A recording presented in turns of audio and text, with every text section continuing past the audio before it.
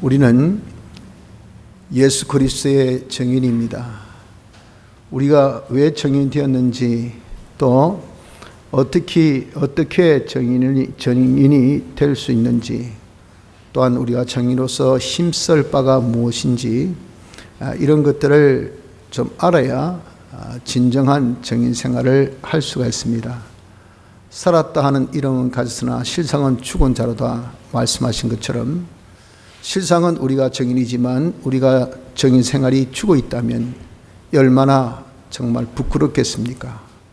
또한 우리가 실로 예수님의 제자지만 제자답게 그렇게 살지 못하면 이 얼마나 황망스럽겠느냐 그 말이죠. 그래서 우리가 진정 예수님의 제자인 것이 왜 강한 이 동기부여, 우리가 왜 제자 되었나, 내가 진짜 제자 되기 위해 어떻게 내가 증인 되었나, 내가 어떻게 증인 되기 위해서는 힘써야 될 것이 무엇인가, 어떻게 증인될 수 있을까 하는 것을 좀 본문을 통해서 거듭 보았던 말씀이지만 다시 새겨서 진정 우리가 형식적이고 외식적인 그런 신앙이 아니라 실상을 맺을 수 있는, 증인으로서 실상 주를 증거할 수 있는, 한 사람에게라도 증거할 수 있고 주를 나타낼 수 있는 그런 복된 자 되기를 힘쓰는 은혜가 이 시간 우리 모두에게 임하기를 바랍니다.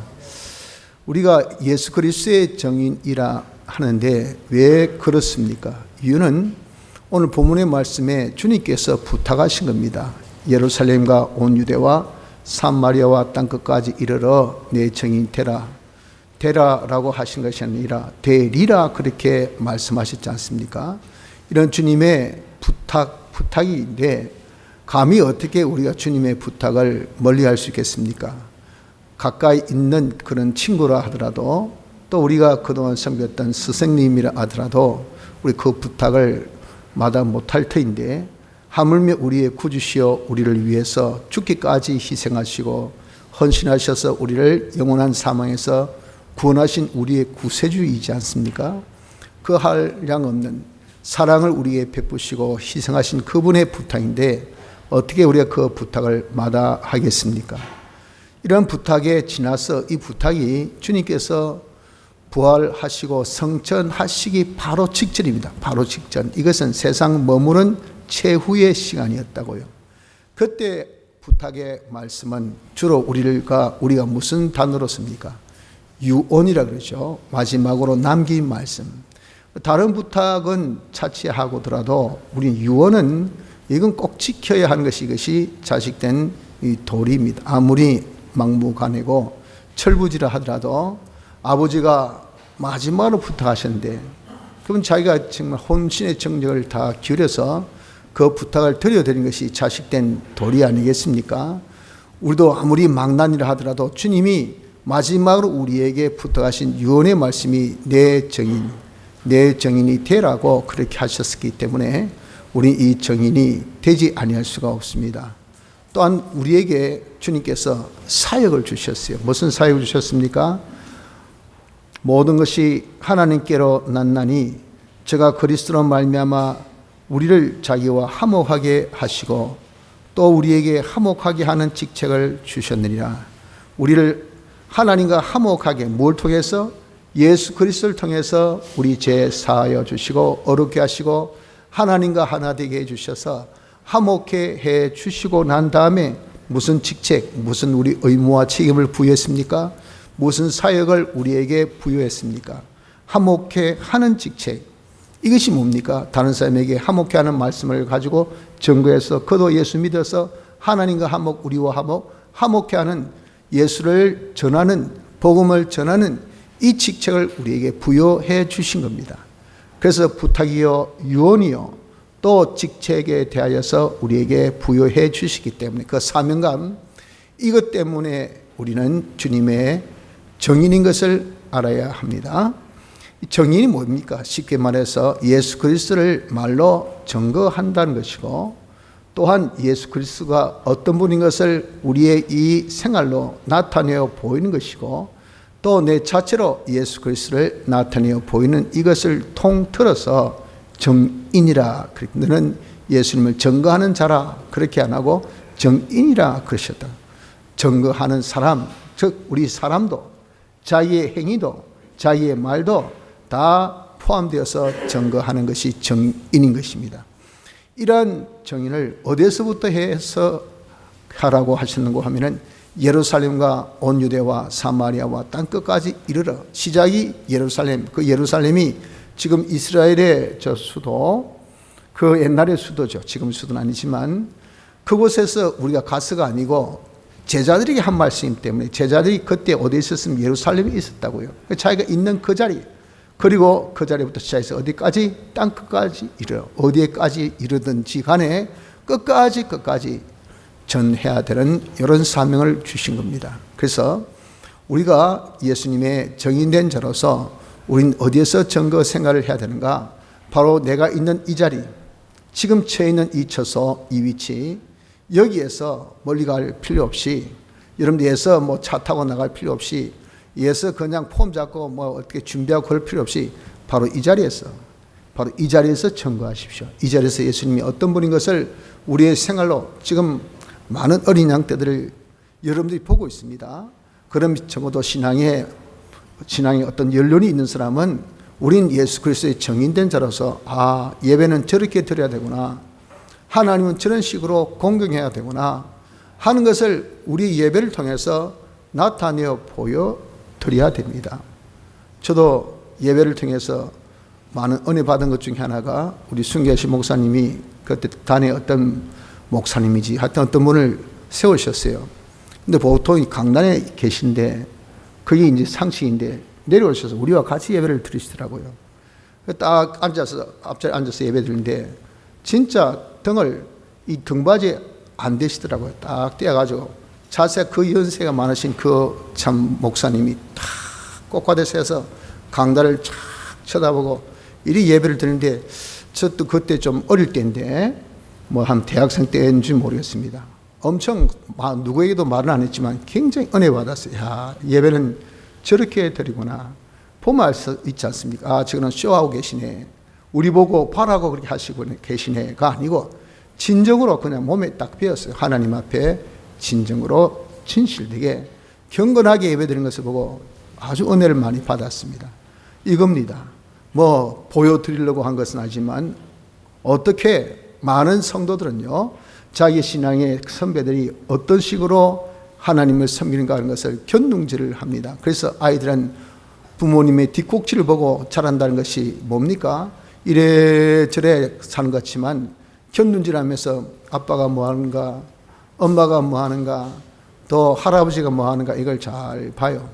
그래서 그대로 따라한다 그 말이에요. 그래서 애들 앞에서 찬물 한 잔 마시는 것도 조심하라 하는 이유가 그겁니다.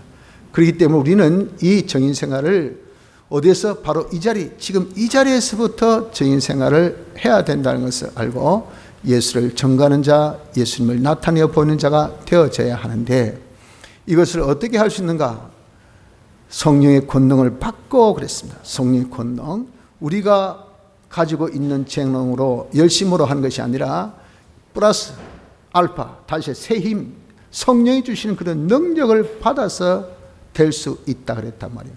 그럼 성령 능력 안 받으면 될 수 없다는 거죠. 성경은 이것은 다 안팎이 있는 말씀이기 때문에 된다 하면 안 된다가 있는 겁니다. 성령의 권능 받으면 된다, 그러면 성령 권능 안 받으면 안 된다는 겁니다.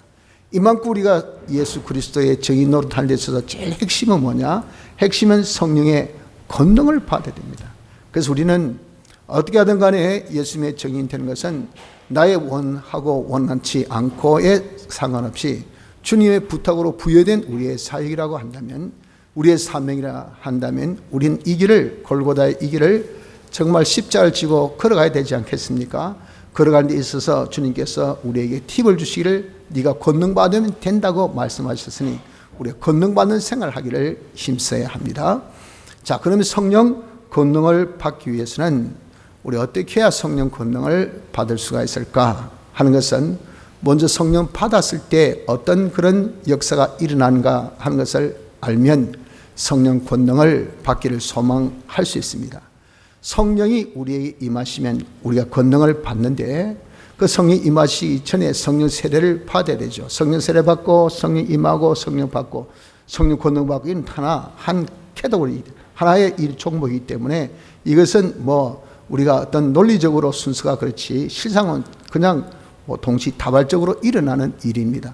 성령 세례 받고 성령 임하면은 권능을 우리가 받는데 이렇게 성령이 우리에게 임해서 권능을 받았을 때 나타나는 그런 현상이 뭐냐면 먼저 자신의 변화가 일어납니다. 왜? 성령 세례로 성령 권능을 받으니까 성령 세례 역사가 일어났다 그 말이에요. 세례는 죽고 사는 것, 뭐에? 주님의 죽으심에 연합해서 죽고 주의 사심에 연합하여 사는 것이거든요.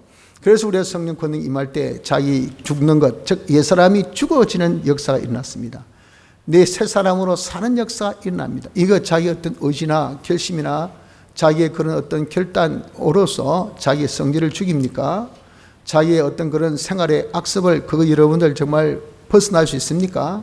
절대 힘듭니다. 안 됩니다. 불가능입니다. 그래서 자기의 습관 평생 가고 자기 성질 그는 어쩔 수 없어요. 평생 가는 거예요. 그렇게 알고 우리가 그렇게 대해주면 서로 속 편합니다. 이 성질 고치라 계속 싸움만 하는 것이지 거의 못 고칠 성질 그 옆에서 자꾸 부해질 합니까? 그러니까 뭐 한 박자 씌워주고 그냥 못 본 척하고 그냥 그러니 하고 참아버리고 해야 되지. 니 왜 성질이 그런 못 고친 사람에게 그렇게 해본들 무슨 소용이 있습니까? 아무 소용없어요. 그 지혜가 그냥 그러려니 하라 그 말이에요.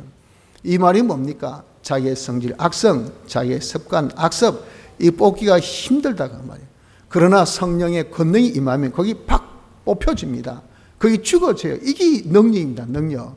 이 능력을 받으라고요. 내 성질이 더러운데 가서 여러분들 정말 뭐 하다가 조금 누가 옆에서 쉽게 해가지고 좀 시끄럽 조용히 해! 예수 믿읍시다.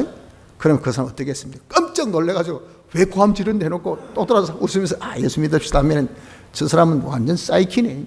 이거 사이코 아니가 말이에요. 안 그렇겠습니까? 그런 사람 말 듣고 뭐 교회 나오겠어요? 예수 믿겠습니까? 천만의 말씀. 당신이야 믿으세요. 그렇게 할 거 아니겠어요? 그러니까 자신의 변화된 모습을 보여줘야 돼요. 변화된 모습. 이런 자신의 변화된 우리와 달리 저 사람은 자기 감정을 컨트롤하네. 자기 기분을 다스리네. 저렇게 욕을 먹어도 사람이 저렇게 마음이 참 평화롭고 온유하네. 얼굴에 담대함이 있네. 기쁨이 있네. 이런 것들이 자신의 변화된 모습, 사람된 모습을 보여주면요. 이것이 뭡니까? 이게 복음 전파에 굉장히 효력이 있단 말이죠. 그래서 우리가 성령 감동 받으면, 권능을 얻으면 첫째 자신의 변화, 옛사람이 죽어집니다. 성령의 능력으로 옛사람을 죽여버립니다.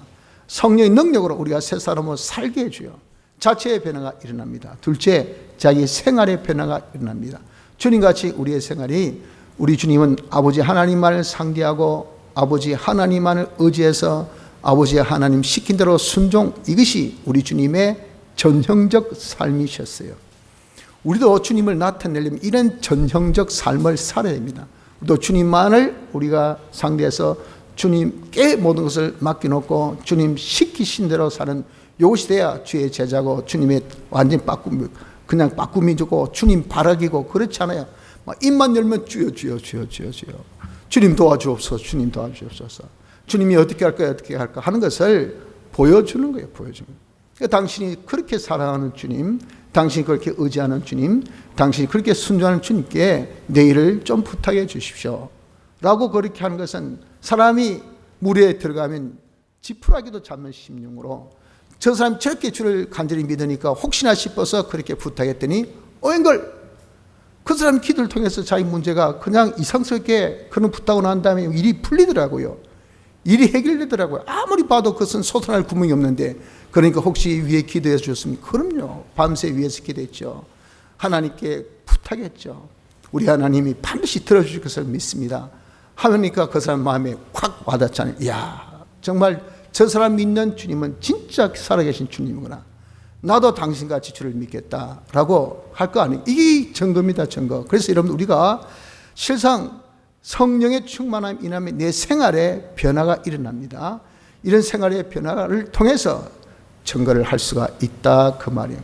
그리고 또 세 번째는, 우리 이렇게 성령의 충만함이 있으면, 성령의 그런 이 능력이 우리 임하면 우리 자신이 아주 그리스도를 담대하게 증거할 수 있는 그런 증인이 됩니다. 스데반이 그가 예수님이 어떤 분인 것을 증거하면서 마지막에 죽었잖아요. 순교했단 말이에요. 그 순교의 그 현장에 서 있던 인물이 청년 사울 바울이지 않습니까?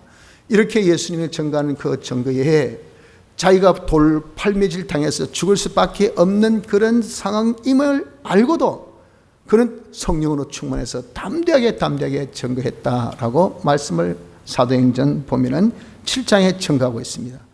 이렇게 이런 우리가 정말 예수 믿고 구원 얻읍시다 하는 이 증거, 이것이 얼마나 여러분 우리 말같이 쉬운 것은 절대 아니거든요.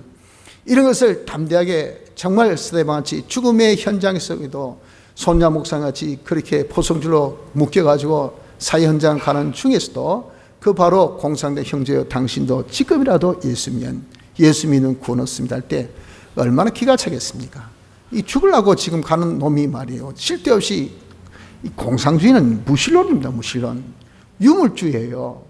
다시 해서 제일 그들의 적은요, 예수 믿는 사람입니다. 유신론. 자기들과 완전히 틀립니다. 그거는 완전히 이 세뇌가 안 되기 때문에 오로지 답은 죽이는 것밖에 없어요. 숙청. 그게 전부 다 포승줄 끌고 그냥 묶고 나서 끌고 하면서 죽이려고 하는 거죠. 죽는 마당에 아이고 살려주이소 혹시 예수 안 믿으면 살려주실랍니까? 이런 말이 나와야 되는데 당신도 예수 믿으라니까 이게 얼마나 기가 차겠습니까? 그러니 막 개머리 판으로 입을 때리고 막 이런 놈이 뭐 있어 하고 이렇게 할 정도가 되는 그 부해, 그런 화남, 그런 환경에도 증거할 수 있었던 것은 본인의 의지겠습니까? 본인의 능력이겠습니까?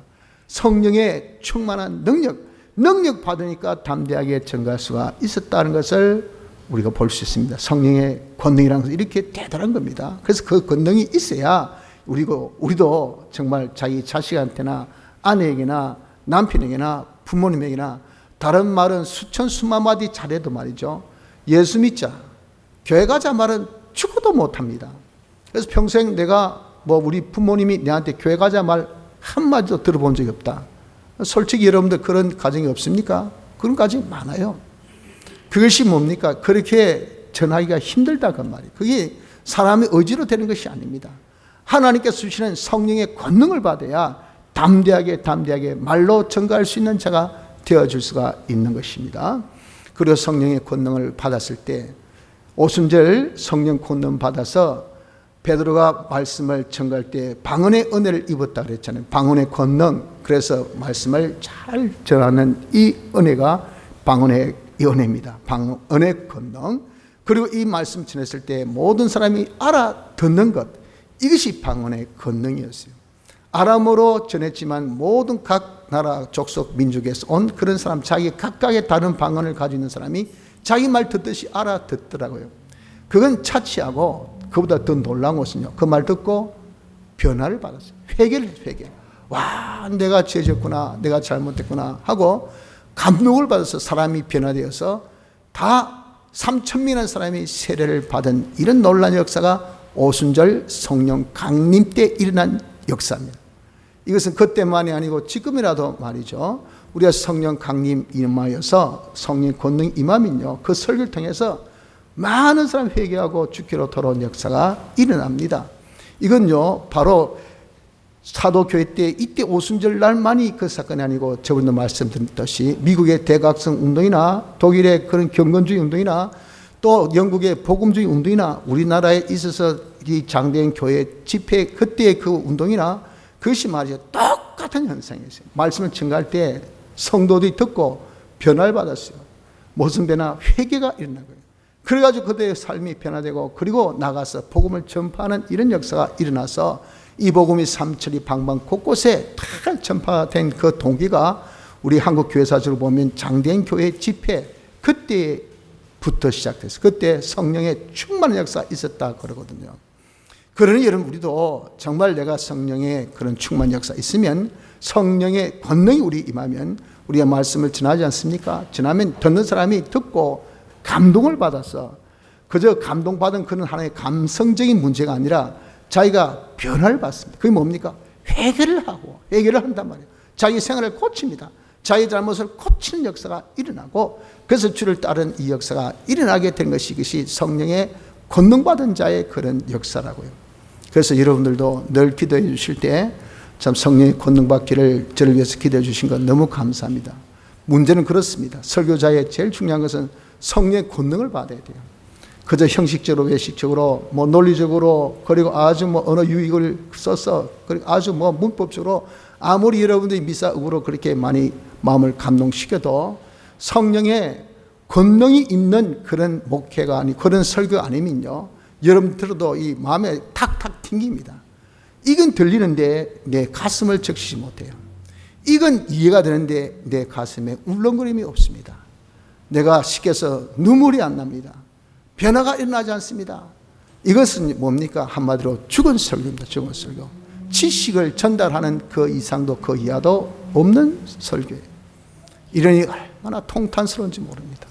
그래서 여러분들도 위에 기도해 주시고 저도 기도해서 어떻게 성령의 권능이 있는 이런 설교가 돼요. 그 말은 뭡니까? 말씀을 듣고 교인들이 변화돼요. 이번에 새벽기도 우리가 힘씁시다면 막 그날 월요일 새벽부터 이 자리가 차고 넘쳐야 돼요. 우리가 교회 성전을 깨끗게 합시다 하면요, 그냥 온 교인들이 와서 청소한다고 난리가 돼야 돼요. 우리가 산기도 갑시다 하면요, 온 교인들이 전부 다 산기도 간다고 난리 돼야 돼요. 산기도 갑시다 해서 오범이 아무도 없어요. 저 혼자밖에 없어요. 어디 갑시다 하면은 아무도 없이 저 혼자입니다. 이것이 뭡니까? 교인들 탓할 것 하나도 없습니다. 제 자신이 여러분의 마음을 감동을 주지 못한 겁니다. 말은 제가 성령의 감동을 받지 못한 자, 성령의 권능이 없어서 그렇게 되었다 하는 그거밖에 없어요. 그래서 우리가 주를 증거하는 데 있어서 제일 핵심이 뭐냐? 제일 핵심은 성령의 권능을 받는 이 일을 힘써야 된다 하는 겁니다. 어떻게 해야 성령의 권능을 받을까요? 이 성령의 권능을 받으려면 하나님의 말씀을 먼저 우리가 힘써야 합니다. 왜 그렇습니까? 하나님 말씀 안에는 성령이 임재하십니다. 성령이 내재하신다고요. 베드로후서 1장 19절 보면 또 우리에게 더 확실한 예언이 있어 어두운 데 비치는 등불과 같으니 날이 새어 샛별이 너희 마음에 떠오르기까지, 성령이 우리에게 감동이 되기까지. 성령이 감동되면 권능이 임하잖아요. 성령의 권능이 임하기까지 뭐랬습니까? 너희가 이 예언의 말씀을 열심히 주의하는 것, 열심히 읽으란 말이에요. 주의하는 것이 가하다 그랬잖아요. 거기서 우리에게 성령의 권능받는 힌트를 우리에게 알려주신 겁니다. 솔직히 여러분, 성령은 보이지 않는 이런 하나님의 영이기 때문에 이 임한다, 이건요 진짜 어떻게 표현을 못해요. 설명 못합니다. 이건요 자기의 느낌이 아니면 표현이 안 되는 겁니다. 성령이 임했다. 어떻게 임했노? 말로 임했다도 여러분들 다 믿습니까? 그 표가 권능 받은 것이 뭡니까? 어떤 역사가 나타나야 돼. 그 사람 말하니까 사람이 분위기가 샥 달라지고 그 말하니까 사람이 울며 불며 그냥 사람이 변화되어서 예수 믿는다 하고, 그게 저 사람이 그냥 성령 권능을 받으니까 사람이 얼굴 색깔이 확 달라지고 행동이 달라지고, 그럴 때 와, 권능 받았구나. 그건 나타나는 역사를 통해서 우리가 알 수 있지 않습니까? 그러니까 성령 권능 받는다, 이건 여러분 참 힘든 거예요. 우리가 알기가 힘들다. 그것을 쉽게 알려주기 위해서, 야, 성경에 뭐가 있다고요? 성경에 이 성령이 계시기 때문에 성령이 네게 임하려고 하면은 어떻게 하라고? 이 말씀에 주의하라고 그렇게 우리에게 알려주셨잖아요. 그래서 우리가 성령의 권능을 받기 위해서는 말씀에 집중해야 됩니다. 말씀을 열심히 자기가 읽는 사람이 되어져야 됩니다. 그래서 베드로 후서 1장 19절 말씀하신 대로 이 말씀을 주의하는 것, pay attention, 영어로 하면 내 집중을, 내 그 모든 정신을 여기 성경에 읽을 때 딱 여기 집중해서 이것이 무슨 뜻이지 이렇게 하라고 말이에요. 그래서 그 안에 정말 행간 한 줄 한 줄, 이게 행이 일행이라지 않습니까? 행간이라는 것은 그 줄 사이에 있는 거. 여러분 여기 줄 사이에 뭐가 있습니까? 흰 거, 백지예요, 백지. 그 행간에 들어있는 뜻, 그러니까 이 전체 문맥에서 우리에게 알려주신 그 역사, 그 뜻, 이것이 성령의 역사라고 합니다. 내재하고 있는 성령의 이 역사, 이 성령의 이런 참 영감을 우리가 찾아내야 돼요. 그것을 받아야 돼. 그러니까 이 말씀을 주의하는 것이 가하다. 예사롭게 보지 말고, 그래서 열심히 성경 읽어야 됩니다. 또 말씀을 여러분 열심히 들어야 돼요. 백성들 보십시오. 그들이 이렇게 하나님 말씀 듣기를 얼마나 이스라엘 백성들이 힘썼는가. 모든 백성이 그 말씀을 들으려고 이른 아침에 성전에 나아가더라. 왜 우리 주님께서 이렇게 밤에는 감난산에서 기도하시고 이른 아침에 성전에 가셔서 말씀을 가르치셨기 때문에 그 말씀을 듣기 위해서 아침 일찍 새벽부터 그렇게 가서 말씀을 듣더라 그 말이에요. 왜 그렇습니까? 이 말씀 안에 성령이 계시기 때문에 그렇다고요. 또한 이 말씀에는 성령의 역사가 나타나기 때문에 그렇습니다. 요한복음 6장 63절에 보니까 살리는 것은 영이니 육은 무익하니라. 내가 너에게 이런 말이 영이요 생명이라. 주님께서 말씀하신 말씀이 영이라는 것은 뭡니까? 영의 역사가, 영의 이런 놀라운 역사가 나타나는 것이 이것이 주님의 말씀이요 생명이라. 생명의 역사가 나타나는 것이 이것이 주님의 말씀이라고요. 주님 말씀 안에는 성령의 역사가 나타납니다. 성령의 역사가 있다는 거죠. 주님 말씀 안에는 생명의 역사가 있다는 겁니다. 그래서 이 말씀을 접하면 생명의 역사가 일어나고 성령의 역사가 일어나게 되기 때문에 이 말씀을 열심히 듣고 열심히 우리가 읽기를 힘쓰고 또 열심히 이 말씀을 상고 연구하기를 힘써야 됩니다. 사도행전 17장 11절에 베레아 사람은 데살로니가 있는 사람보다 더 신사적이어서 간절한 마음으로 말씀을 받고 이것이 그러한가여 날마다 성경을 상고함으로 그 중에 믿는 사람이 많아졌다 그랬잖아요. 이렇게 많은 사람이 예수를 증거해서 예수 믿었지 않겠어요? 이렇게 많아진 것이 왜 그럴까요? 그 증거할 수 있었던 것이 성경 말씀을 상고함으로 인해서 성령의 충만함을 받았기 때문에 그렇습니다. 성령 권능을 받아서 그래서 증거했다 그 말이죠. 좀 전에 제가 말씀드린 이런 경건 운동, 그것이 이제 제일 17세기에 일어난 것이 독일에서 경건 운동이거든요. 거기 이제 넘어간 것이 이게 이제 18세기 쪽에 이제 영국의 감리교의 일복음주의 운동입니다. 잔 웨슬레. 이 사람이 이제 미국 와서 복음을 전하고 또 미국의 이 장로교에서 이런 운동이 일어난 것이 이것이 대각성 운동입니다. 에드워드 워 목사님 같은 그런 분들. 이 분들의 공통점은 뭐냐면요. 전부 다 말씀을 연구했어요. 쉽게 해서 이 대학교에서 교수님들이 또 학생들이 모여가지고 성경 공부를 했어요. 그 성경 공부는 뭐냐면 성경을 연구하는 거죠. 그 연구하는 가장 큰 이유는 뭐냐면 그때의 많은 그런 이 분위기가 경건 쉽게 해가지고 전통주의입니다. 다시 해서 그때의 기독교 교리가 전부 다 확립됐을 때입니다. 썩어 빠진 교리는 많은데 생활의 전혀 변화나 신앙생활에 뜨거움이 없어요. 오주 말씀같이 어떤 그런 나타난 실상이 없이 행식주의고 외식주의고 말밖에 없어요. 말밖에. 이래 안 된다. 우리가 좀 신앙생활을 뜨겁게 하자. 좀 형제 사랑도 힘쓰고 정말 찬송도 힘있게 하고 우리 이렇게 다른 사람을 사랑하기를 힘있게 하고 좀 신앙생활의 성령의 충만함으로 좀 뜨거운 이런 실상의 생활의 변화가 일어나도록 하자 해가지고 모였던 그 모임이, 그 기도 모임이 성경 공부 모임이었어요. 그래서 한 서너 대에서 되는 이 교수님들이 모여가지고 성경 말씀 가지고 연구하고 그 말씀을 연구한 이유는 이 말대로 실천하기 위해서.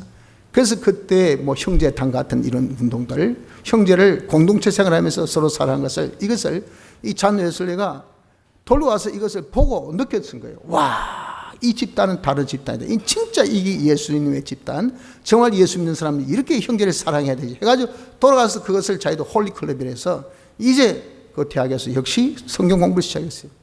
그러면서 서로 이제 이 말씀으로 살기를 힘써가지고 형제 사랑에 힘쓰는 그런 것들이 일어난 것이 복음주의 운동이에요. 그것이 그 다음에 넘어가가지고 역시 대학생 운동도 마찬가지. 다 어디에서 시작됐습니까? 다 성령의 충만함으로 놀란 그런 능력 받아서 예수 그리스도를 증거할 수 있는 이 증거의 생활이 어디서? 말씀 연구에서부터 시작됐다는 것을 우리 교회사를 통해서 볼 수가 있습니다. 그래서 여러분들 말씀을 폐지하고는 성령의 이런 충만한 성령의 이런 능력을 받지 못합니다. 성령 능력 밖에서 말씀에 먼저 우리가 충실해. 왜? 그 말씀 안에 성령이 계시고 그 말씀에 성령의 역사이기 때문에 그렇습니다. 그래서 말씀 읽기를, 말씀 듣기를, 말씀 연구하기를 힘쓴 여기서 우리가 성령의 감동으로 능력 받는 자 되기를 힘써야 하고, 둘째는 기도에 힘써야 됩니다. 왜? 주님께서 약속하시길 뭐라고 약속하셨습니까? 말씀하기를 너희가 악할지라도 좋은 것을 자식에게 줄 아거든 하물며 너희 천국께서 구하는 자에게 성령을 주시지 않겠느냐. 하나님의 약속, 기도하는 자에게 뭘 주신다고? 좋은 것을 주신다고 하실 때 제일 좋은 것이 이 성령이요. 성령을 선물로 주다. 성령의 임하심, 성령의 권능이 우리에게. 그래서 여러분, 우리가 기도를 통해서 이 성령의 충만함을 받을 때, 그래서 기도하고 나면 마음에 평강이 있고 담대가 있고 확신이 있고 기쁨이 있고 하는 것이 성령으로 우리가 충만한 그런 자가 되어졌기 때문에 그런 겁니다. 그래서 우리가 성령 충만함을 받는, 권능받는 데 있어서는 기도 생활 또한 말씀 생활과 함께 배제할 수 없는 아주 중요한 신덕 중에 하나입니다.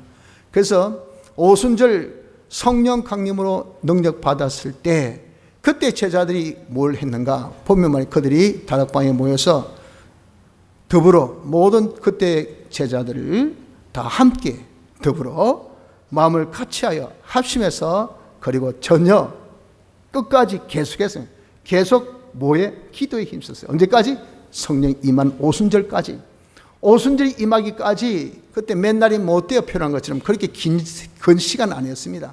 그러나 그들은 모여가지고 합심해서 계속해서 하나님 앞에 기도한 이 기도 생활로서 성령의 권능을 하나님께서 약속대로 주셨다 하는 것을 우리는 볼 수 있습니다. 그래서 말씀과 기도로 거룩하여 지니라 말씀하신 것처럼, 여러분들 우리가 성령 권능이 이렇게 필요하고 중요한 것을 느낍니까?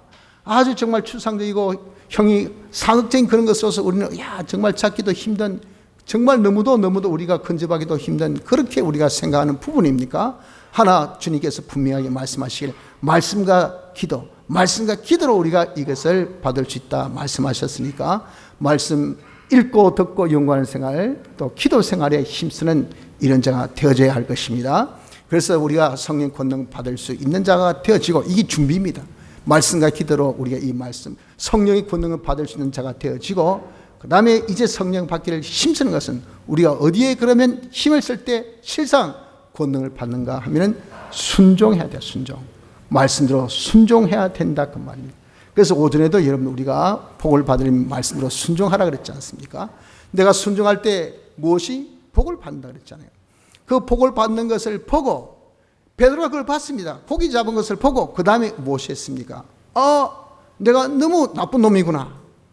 나는 정말 주님을 이렇게 배반하고 주님을 업신여겼구나. 이런 존귀한 분, 말씀들 하니까 다 되는 분인데, 주여 저는 죄인입니다. 저를 떠나주옵소서 라고 자기를 완전히 정말 죽여서 절망감에 가실 때 주님께서 이제는 함께 하셨어요. 위로하시고 사람 낚는 어부가 되리라 하셨지 않습니까?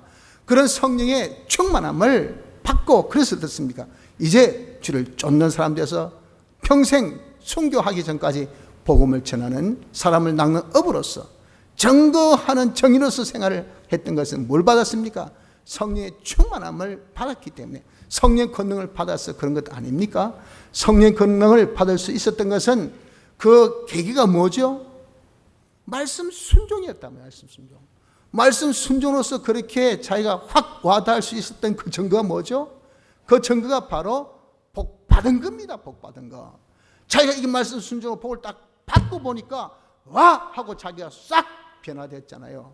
거기에 주님께서 임하셔서 성령의 권능을 주셨단 말이에요. 그래서 사람을 취하는 어부가 되려 하신 대로 그 권능 받아서 사람을 취하는 어부로서 나갔다 그 말이에요. 여러분, 그렇기 때문에 우리도 성령 권능을 받기 위해서 힘쓸 것은요, 말씀 순종해야 된다. 말씀 순종하면 우리가 그 증거를 받게 돼. 그 증거 뭡니까? 우리도 세상의 축복부터 먼저 받습니다. 하늘의 축복까지 받아 예수 믿으면서 아무런 이런 복 받는 것 없이 말만 예수 믿으면 좋다, 예수 믿는 것이 즐겁다, 오늘 주일날 지키면 복이 있다 해서도 자기 자신도 어슴푸리하단 말이에요. 내가 과연 주일 지켜서 무슨 복을 받았노?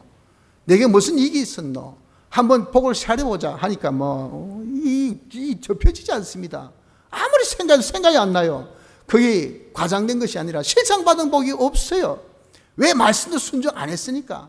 이름은 예수 믿는 자지만 실상생활은 죽은 자와 똑같이 주님 버리고 배반하고 자기 세상 방법, 자기의 어떤 그런 열심, 그걸 있을 때까지 살았지 않습니까? 그래 놓고 무일푼 빈손 들고, 빈손으로 오지 말라 했는데 겨울 되시나 빈손으로 다 옵니다. 와가지고 야심차게 얼마나 이 복을 또 구합니까? 저는 빈손으로 왔지만 이 두 빈손에 복을 채워주옵소서. 이 빈잔에 주님의 복을 채워주옵소서. 얼마나 여러분 우리가 이렇게 살고 있습니까? 내가 복 받은 것이 없으니 그럴 수밖에 없잖아요. 우리 이렇게 말씀대로 순종해서 먼저 자신이 세상의 축복부터 받아야 된다 그 말이에요. 이것이 뭡니까? 그리스도를 증거할 수 있는 그런 증거의 하나의 뭐가 돼? 이 연결다리가 되어질 수가 있는 것입니다. 그래서 우리가 성령 권능을 받기 위해서 힘쓰는 것은 모세 말씀 순종에 힘써야 됩니다. 그래서 진리 말씀 자기가 성경 읽었죠. 그리고 이 말씀을 우리가 이제는 읽고 깨달았습니다. 그대로 우리가 살면요, 그 깨달은 그 말씀이 자기 진리가 되고 그 진리로 자기가 자유하니 그것이 뭐냐, 그 진리의 능력이 자기 능력이 됩니다. 진리의 능력, 이것이 뭡니까? 무에서 유를 창조하신 창조의 능력 아닙니까? 이 성령의 권능이 아닙니까? 그러니 이런 능력을 어디에서? 순종해서 얻어진다고요. 또한 우리가 영감대로 순종해 성령의 감동으로 우리에게 오늘날 내게 명하신 그 명령대로 우리가 순종하자고요. 이스라엘 이 제자들도 그들이 오순절 성령 권능을 받을 때 주님께서 성령의 감동으로 주님이 직접 그들에게 명령하신 명령대로 순종한 겁니다. 그 명령이 뭐였습니까? 첫째, 예루살렘 떠나지 말고, 두 번째, 하나님께서 주시겠다는 이 약속을 굳게 믿고 기다리고, 셋째, 모든 권한을 아버지께 맡기라. 이 말씀으로 그들에게 명령하셨어요. 이걸 지키라 그랬다고요. 그러면 맨날 못되어 성령 세례받고 성령 임하면 권능을 받으리라 하셨잖아요. 그 명령이 그게 뭐냐, 그대로 그들이 지켰다고. 예루살렘 안 떠났습니다. 바라봤습니다. 그러니까 계속 앉아서 주여 주옵소서 주옵소서 계속 하나님께 기도했죠. 그리고 모든 그런 때와 기한은 그때 좀 들뜰 수 있는 메시아의 이 임함이었지만 기분을 착 깔아앉혀서 그때는 아버지의 권한에 두고 우리의 신경 쓸 바 아니구나. 그 모든 것을 아버지께 다 맡겼다 그 말이에요. 그대로 순종해서 뭡니까? 약속대로 권능을 얻는 거 아닙니까? 성령 임하셔서 권능 받았어요. 이처럼 우리도 우리에게 명령하신 이 영감의 명령을 우리가 순종해야 됩니다. 우리 역시도 여러분들 똑같은 이 유형의 영감이 아니겠어요? 먼저 예루살렘 떠나지 말라. 그때 주님 때문에 당하는 고난의 도시가 바로 예루살렘입니다. 주님 때문에, 주의 사활 대속 때문에 내가 주님의 사활 대속을 잊고 사는 이 생활로 어려움 받는 것을 이상스럽게 생각하지 말고, 제한 진련이 어렵다, 어렵게 살려고 하니 힘들다, 하나님과 하나 되어 살려니 힘들다 하는 것에 대해서 우리가 구애받지 말고 그대로 자기가 주님의 대속을 잊고 사는 생활을 하라 그랬죠. 그러면서 우리는 소망, 이렇게 살면 우리에게 권능 주신다, 성령 임하셔서 권능 주신다는 이 소망이 있어야 그는 환난을 끝까지 이길 수 있죠. 그렇게 자기가 소망 가지고 그러고 난 다음에 모든 염려, 근심, 걱정, 자기에 관한 모든 것은 오직 내 영혼을 주께 맡깁니다. 주님이 제일 잘하시고 주님이 제일 잘 돌봐주시고 주님께서 모든 것을 책임져 주시고 우리의 부탁하신 그 부탁을 우리에게 맡겼을 때는 그게 필요한 자본을 당신이 다 주신단 말이에요. 그러니까 모든 염려, 근심을 주께 딱 맡기는 이런 생활을 우리도 하면 몇 날이 못 되어서 우리에게 성령 세례받고 성령 임하여서 권능 받는 자가 되어질 수가 있는 것입니다. 또한 사도 요한이가 반모성에서 그가 성령 충만함 받은 그 한 스토리를 보아더라도 너무나 이 사도행전의 그런 스토리와 일맥상관한 그런 스토리입니다. 그도 이 성령의 권능을 반모성에서 받기 전에 주의 고난과 참음에 동참한 자요. 그래서 어디 갔습니까?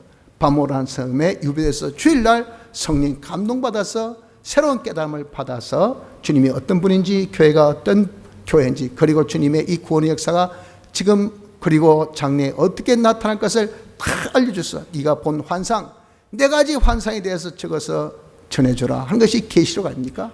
그것이 다 성령의 권능 받아서, 성령 충만함으로 권능 받아서 일어난 그런 역사였다 그 말이에요. 그 역사가 무엇을? 주의 고난과 주님의 이 참음에 동참하는 바울, 동참하는 요한이 되었기 때문에, 주님의 명령대로 그대로 순종한 자가 되어졌기 때문에 그렇다 그 말이에요. 그래서 우리도 성령의 참 권능을 받기 위해서는 무슨 생활을 해야 됩니까? 영감대로 순종하는 이 생활을 하는 자가 되어져야 됩니다. 성도 여러분들, 우리는 이러나 저러나 주님의 정인입니다. 주님이 부탁하셨어요. 주님의 유언의 말씀 아닙니까? 주님께서 우리에게 이런 사역을 맡겼었습니다. 주님이 어떤 분인 것을 우리가 생각하여서 이 부탁을 우리가 예스럽게 생각지 말고, 주님께서 말씀하신 바 예루살렘에서부터 라고 하신 대로 우리가 지금 자기가 있는 이 처지, 이 환경, 이곳에서 다시 직장에서나 학교는 학교에서나 가정이면 가정에서나 우리가 정말 한 사람에게라도 복음을 전하는 자가 되도록 합시다. 지금 우리나라의 고민이 뭡니까? 저출산이죠. 저출산이 뭡니까? 한 가정이 출생해도 한 가정이 태동했습니다. 그러면 자연적으로 아이가 생겨야 돼요. 후세가 생겨야 되죠. 근데 그 후세를 안 놓아요. 애가 없어요. 그것이 너무도 한 가정에 한 명이라는 그런 이 가장 기본적인 숫자도 안 되는 0.7, 0.6 이러니 여러분 어떻게 인구 보존이 됩니까? 그러니 이 사회가 갈수록 인구 감소, 그리고 이 나라는 쉽게 해서 땅리스도 사람이 없는 이런 공활한 터가 되어져. 외지인들이 와서 다 점령하는 이런 곳이 되어지니 이 나라의 대한민국이란 장래, 이것이 아시아에 있는 어떤 한 이 주변의 한 국가란 그 장래는 있을지 몰라도 다른 나라 사람도 와서 살면 그 장래 있겠죠. 우리나라 같이 치안 좋고 우리나라 같이 자연이 아주 온화하고 우리나라 같이 살기 좋은 나라가 여러분 어디 있습니까? 없어요. 진짜 대한민국 살기 좋은 곳입니다. 그러니까 한번 온 사람요, 여기 있으려고 막 밖이 깨지고 합니다. 그런데 이제 자기도 여기 자기 주인 행사할 수 있어요. 왜? 주인들이 지금 사람이 자꾸 없어져요. 그러니까 앉아있으면 되는데 뭐 자식들 자기는 뭐 그냥 다산인데 계속 노는데 계속 나. 우리는 한 명도 안 놓고 말이죠. 그러면 나중에 세월 지나면 이 땅의 주인은 누구? 외국인들이 주인이 되는 겁니다. 당연히 사예요, 당연히 사. 이걸 보면 말이죠. 우리의 장래가 깝깝합니다. 깝깝해. 우리 아이들 러시아 공부시켜야 돼요. 우리 아이들 지금 저기 뭐 다른 언어 뭐 이거 공부시켜야 됩니다. 왜? 그래야 소통이 되죠. 한글 가지고는 소통이 안 됩니다. 이제는 외국인들이 가득 차 있기 때문에 희한한 나라가 돼요. 저요. 가장 큰 원인이 뭡니까? 자식을 안 낳습니다. 교회 장래성이 없습니다. 왜 그렇습니까? 교회도 자식을 안 놓습니다. 자식을. 우린 주님의 부인, 신부예요. 주님 우리의 신랑. 주님과 우리와 더불어서 자식 놓는 것이 바로 전도해서 새로 믿는 이 새신자 만드는 것. 이게 우리의 믿음의 자식들입니다. 믿음의 자식들이 아무도 없습니다. 아무도. 어느 누구도 전도하려고 생각하고 어느 누구도 출산하려고 생각하고, 양은 6개월이 지나면 새끼를 낳는다 그래요. 우리는 10년 지나고 20년이 30년 지나도 한 사람도 전도 못했어요. 한 사람도 우리가 새신자 만들지 못했다면 이거 여러분 뭔가 심각한 문제 아닙니까? 심각한 문제. 지금 우리 교회는요, 뭐 한국교회, 우리 학장교회만 들면 이런 좀 반발이 있으니까 한국교회, 아니 우리 한국교회만 한국교회가 또 반발했겠죠. 세계 모든 교회 똑같습니다. 심각한 지금 우리가 침체에 빠졌어요. 그 침체 뭡니까? 전도가 없습니다. 전도가 안 돼요. 전도가. 새신자가 늘지 않습니다. 다시 주님과 우리와 더불어서 이 양을 여러분 우리가 정말 출생했는데 이 출생이 안 된다는 이것이 문제입니다. 그럼 우리는 주님께서 부탁하신 부탁, 이걸 예스럽게 듣지 말고 우린 정인 것을 생각해서 우리 한 사람이도 전도해서 한 새신자를 우리가 출산합시다. 주님은 얼마든지 그렇게 하시길 소원하고 계시고 그 능력을 우리에게 주시기를 말씀하셨지 않습니까? 그렇게 할 수 있는 그 가장 중요한 포인트가 뭡니까? 그렇게 할 수 있는 것은 우리가 성령의 권능을 받을 권능. 성령 권능 받아야 우리가 이렇게 정인될 수 있지, 성령 권능 안 받고는 절대 우리가 할 수가 없어요. 성령 권능의 이 중요성을 다시 한번 깨닫고 이 권능을 받을 수 있도록 말씀과 기도 생활에 우리가 힘쓰면서 이 말씀대로, 깨달은 말씀대로, 영감대로 순종하는 순종을 통하여 성령의 권능 받아서 한 사람에게라도 전하며 한 사람이도 우리가 정말 예수 믿는 사람으로 다 새신자로 출발할 수 있도록 힘쓸 수 있는 은혜가 우리 모두에게 있으시기를 바랍니다. 다 같이